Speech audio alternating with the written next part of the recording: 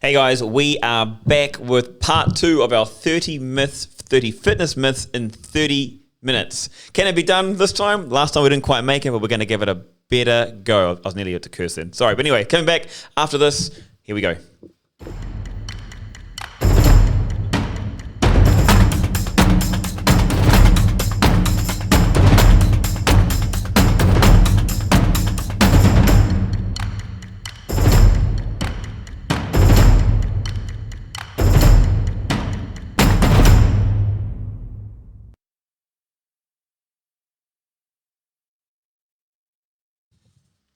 Hey guys, welcome to Find Fit People, the platform that helps you connect and find the best in health, sports, and fitness. We're going to get straight into this one. We've got 30 minutes to bring you the best fitness myths that you can. My name's Grant Goes, one of the founders of Find Fit People, but today I'm not the intelligent guy. I brought a guy in from Physical Training Company. He also started off a Life Education, which is an awesome platform that helps you learn a lot about different health and sports, fitness, not so much sports, maybe fitness, health and fitness. Lots of different educators on there, so it's fantastic. Check it out. A Life of Education. They've also got their own podcast. Welcome to the show, Keith and Melly. Thank you very much. Boom. Bro, we were talking, we tried this, to do 30 and 30. We didn't quite get there last time. We came close. But 23 is pretty good. 23 out of 30. Let's see if we can do. I'm trying to even think now. We'll have to free roll some in on this list and extend this list. Done. Okay. So you want to start us off, shall I? Yeah. So we touched on it in the previous part, but I wanted to just elaborate the one that, because it's super common. I think it throws people into a lot of stress and anxiety. Is that pain and structural damage are heavily correlated. So to explain it a bit better, when we have, if you look at here's a better way to phrase it. People think we have pain sensors on our body. Yeah. In reality, we should be thinking about it more from the perspective of we have threat sensors in our system.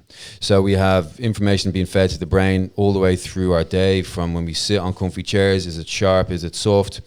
Our brain receives the information, processes it, disregards it as a threat. Our vision looks around the room. There's not a fire, there's not a monster, disregarding any threat. So our stress levels are nice and low because there is no perceived threat. Now then, when we have a little poor movement or we get a strong impact, or even if I take this pen, I press it into your forearm, you're going to feel it. Yep. But it's not a pain. It's not painful.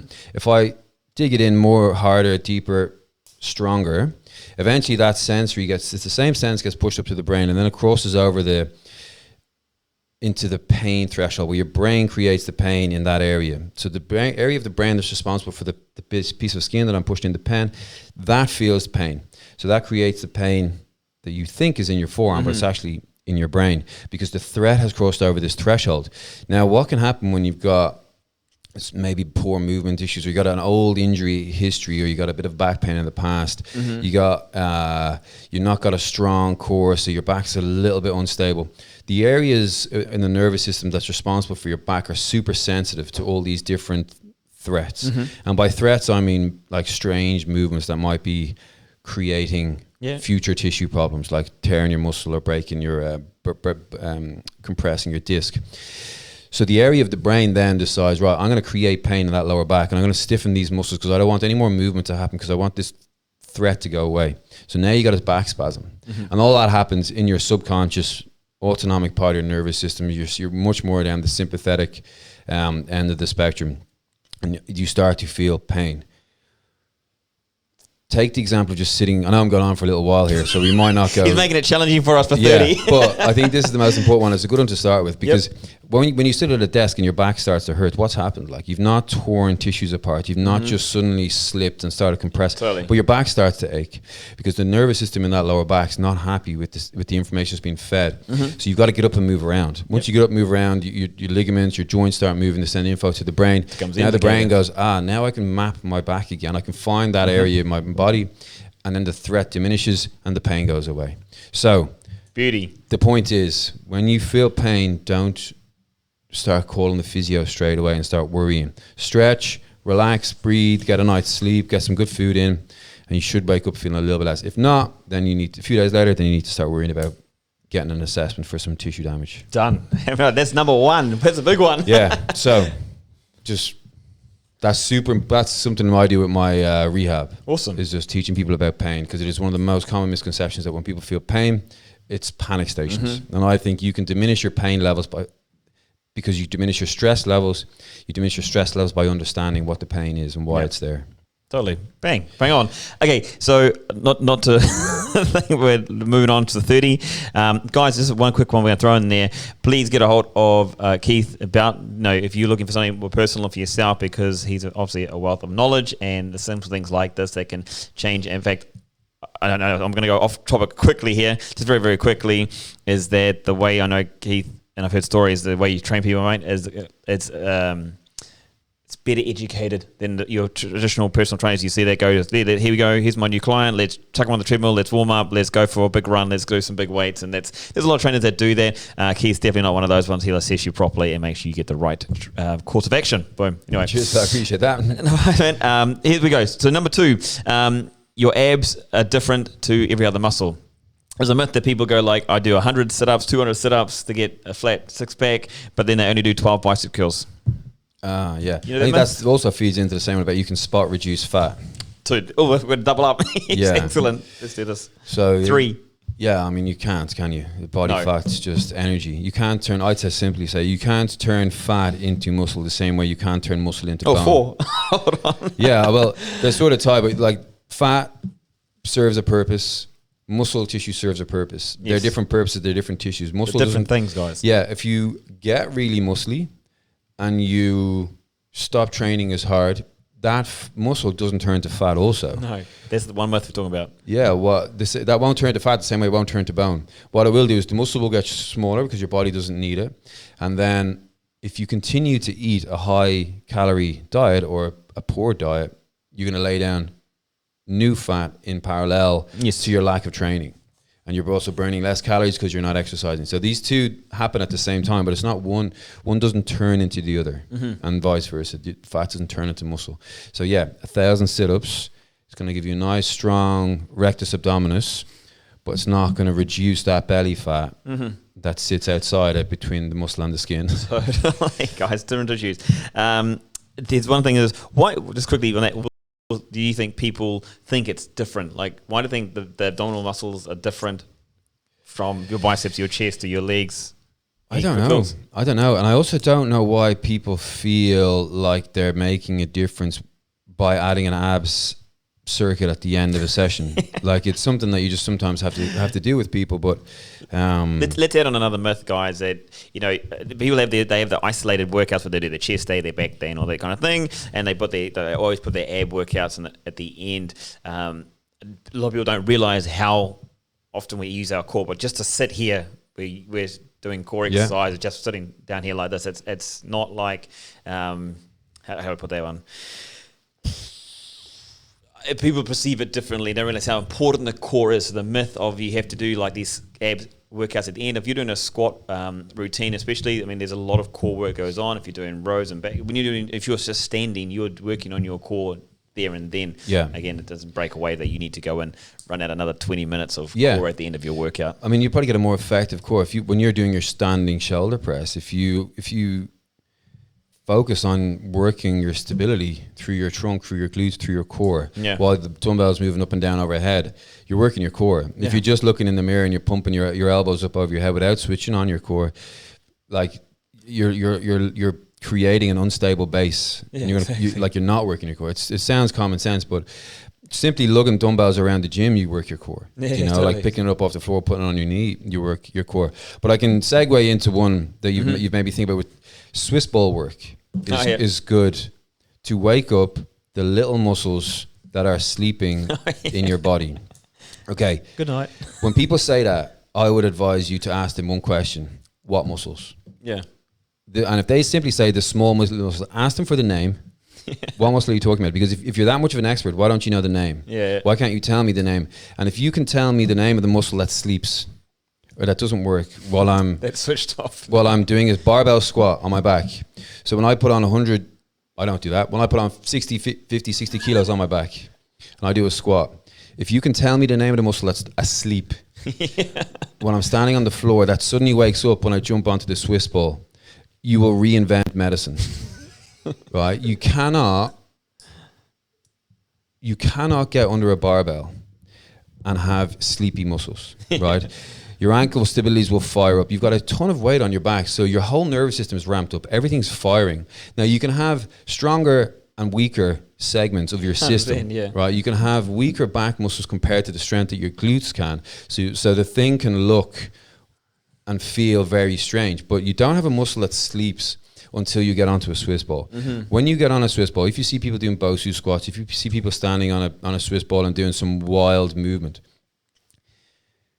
they're sacrificing the amount of absolute load they can lift by having to get onto that unstable surface. So Really? first and foremost, they're not working at their maximal potential of their strength system. So you're not going to get stronger by doing a squat on a Bosu. Yeah. You're going to get stronger by putting your feet on a stable surface and shifting the weight as heavy as you can for the given amount of reps. Yeah. As soon as you go unstable, the weight gets lighter. The muscle, the nervous system, that suffers from its contract, relax perspective. You might wake up your proprioceptors, but then why would you go so wild? Like, why would you go to someone that's so Instagram. so wild and chaotic for your ankle and your knee ligaments? Your brain, give it a chance to improve. Stand on something a little bit unstable at most. Or if you understand your anatomy of your ankle, if you go into a plantar flex position, you destabilize the ankle inherently because of the bony makeup of the talus. So you can achieve amazing unstable exercises by simply elevating your toe, like a lunge. Yeah. A lunge with your heel off the floor, with just the ball of your foot on the floor, is going to do more for your ankle stability than jumping on a Bosu and waving around. So Try it. Try it at home. Try balancing, and then try with your eyes closed. In other words. yeah. So the Swiss balls for me come in with rehab and core activation, and then you quickly move away from it. Yeah. Pre-postnatal stuff, Swiss balls are fantastic. Again, they have a time limit. The person is pregnant for this amount of time, then they're postnatal, they have their fourth trimester, and then they get on to heavier body weight, stable stuff again. Bang. Done. Here's the myth that you have to start on machine weights when you begin exercise. Yeah. So it's I don't know where the jury is on that one. I used to start people in my fitness instructor jobs on the machines. Yeah. For sure. I did it in the early 2000s. Chest press, shoulder press, upper back row, lat pull down, biceps, triceps. Yeah. I was 6 weeks into the industry. Yeah. Right. It was, we did exactly the same thing. I'm sure many people did, because it's sort of it's you don't want to do any harm. You know, so let me just stick with safe. But you also think you're changing the world at that stage. You think you know it all. You think I've done my night course certificate. I'm ready to go. I'm going to change the whole world. Here I go. You will be able to lift more absolute load because you don't have to worry about the variations in directions. So you rotate. So if you want to push sagittal plane forward and back or up and down, you don't have to worry about activating the guys that work the frontal plane or the transverse plane, because the machine just takes you from A to B. Yep. So more weight, you can shift from A to B. But if you want to then work your stabilizers, your opposing, your co-contractions, and you want to work other planes of movement, get a dumbbell in there and just sacrifice the weight a little bit, go a little bit lighter, do maybe an extra couple of reps, and then you'll connect your nervous system much better to your brain and to the muscles. You'll get a much smoother movement pattern much quicker. Got it. I'm just going to tie this myth in it there anyway, is that like machine weights are only for beginners, because like you just answered it anyway. Obviously it's not, because like in other supplementers, bodybuilders use these to do exactly that, to be able to put more load on and work through there. Yeah, and they can also very quickly drop the load. So they can avoid that. They're trying to avoid that nervous system fatigue. They want to go muscle fatigue. They want to use all the energy in the muscle without burning out the neural pathways. So if they're getting to the point where they don't want to sit there pushing like 12 kilos, like they want to drop it quickly, 8, let's get back into the muscle energy fuel, as opposed to, okay, burning out there, boom, drop it. So you've got that option, that nice controlled changing weight really quickly, make it heavier, make it lighter. So from a neurological perspective and a bodybuilder perspective, they're amazing. Yeah, totally.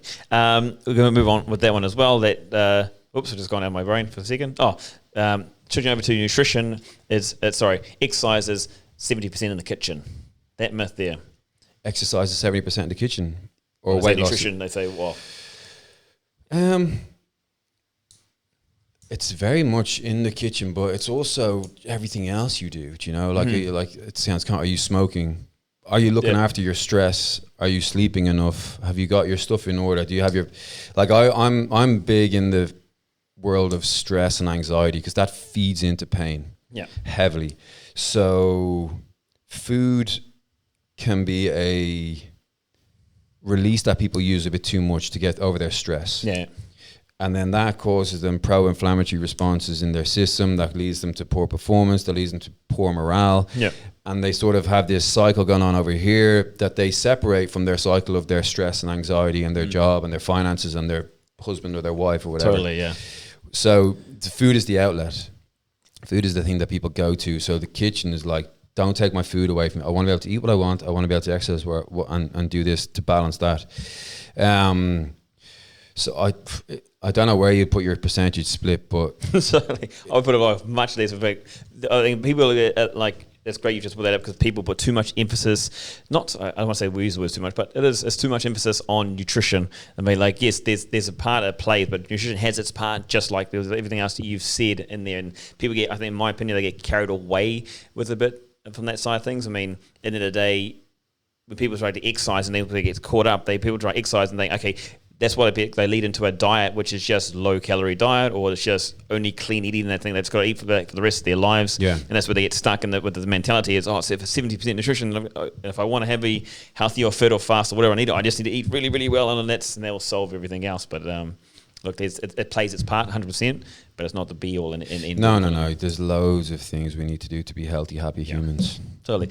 Let's go back into like stress. Like, there's people out there that believe that stress has no effect on us, so it's kind of working the same way. But if people think that, they must have the lowest stress ever. Jamaica man, yeah. If you think that stress doesn't affect us and doesn't drive our subconscious nervous systems, then you are living in paradise. Somewhere that doesn't belong. Yeah, like our look, society. Everything we do is a stress. If you want to go right down to the nitty gritty, while you are awake, you're breathing. It means your system is working. You're taking oxygen out of the air. It means your heart is moving blood. That's working. That's a stress on the heart. Our brain is thinking. Our brain is consuming energy because it's taking in the world around us. That is using energy. Everything is a stress. And our body has this beautiful amount, this massive zone of tolerance where it can absorb, it can take on so much stress and be fine and be robust. And actually, the human body is one of the few things that actually improves when you stress it. So just to go off on a little tangent, there's a book by Nassim Nicholas Taleb called Anti-Fragile. Okay, and he talks about what is the opposite to fragile.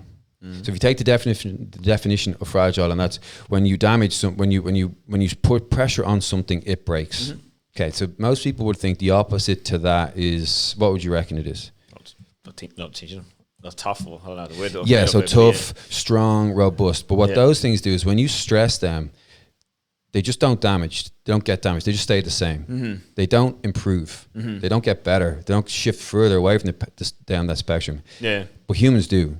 Yeah. If you take a dumbbell in your hand, you do a load of reps. Later on, the next day, the day after, you're going to be better at that. Yeah.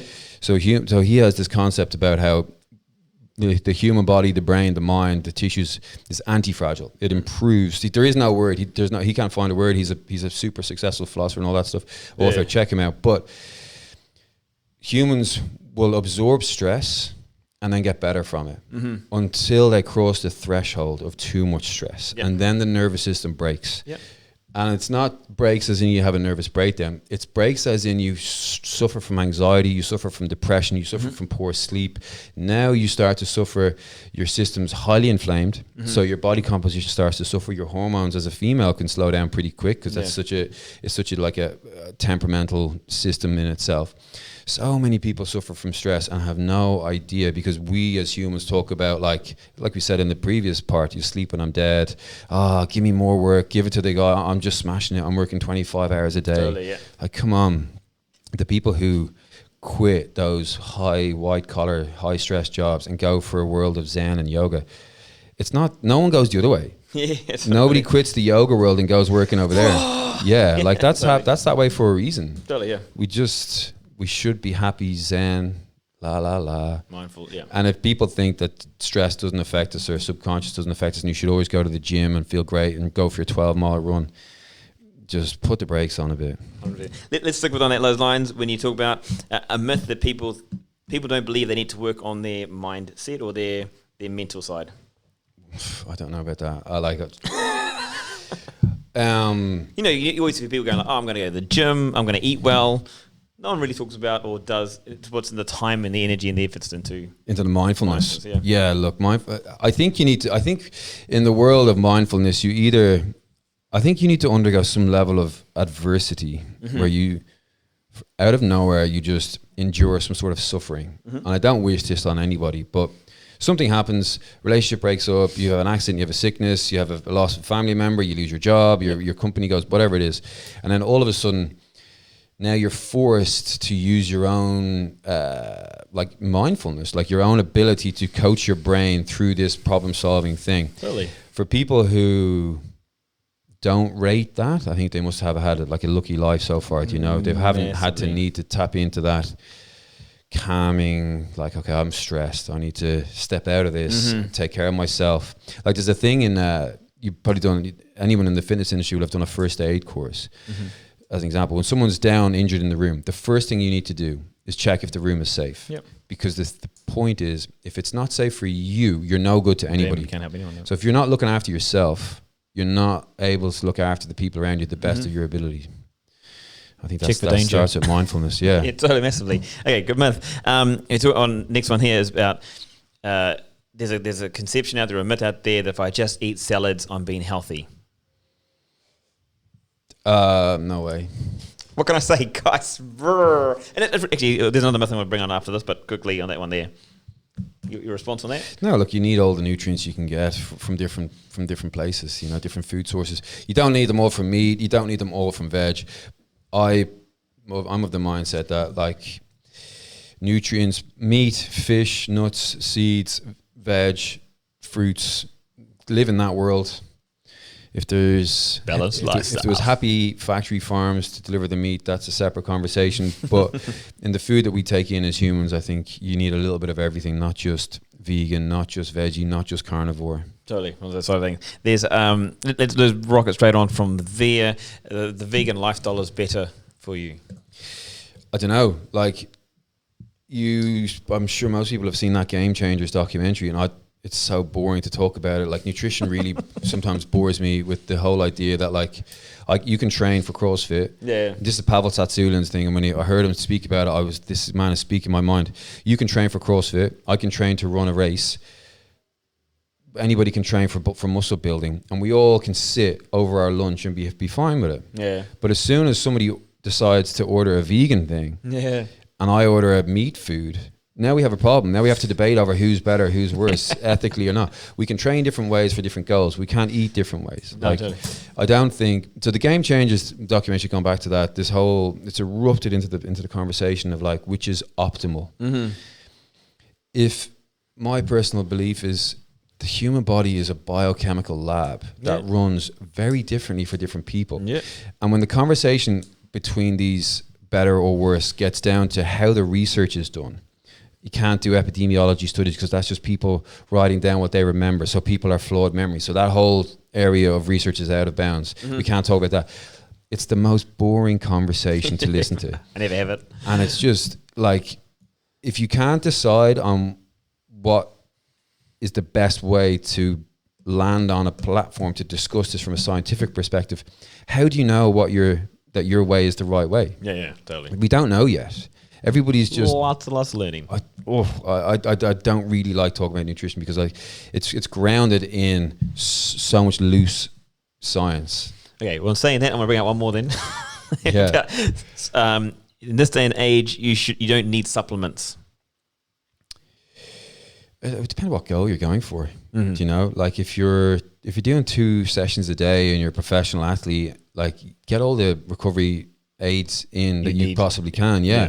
But if you're trying to out supplement a crappy lifestyle, just just shave Fix off lifestyle and shave nutrition off and the lifestyle, poor yeah. parts of your lifestyle. Yeah. Like, don't have to completely revamp it, because you can find that balance. I had a conversation with somebody over the weekend about that.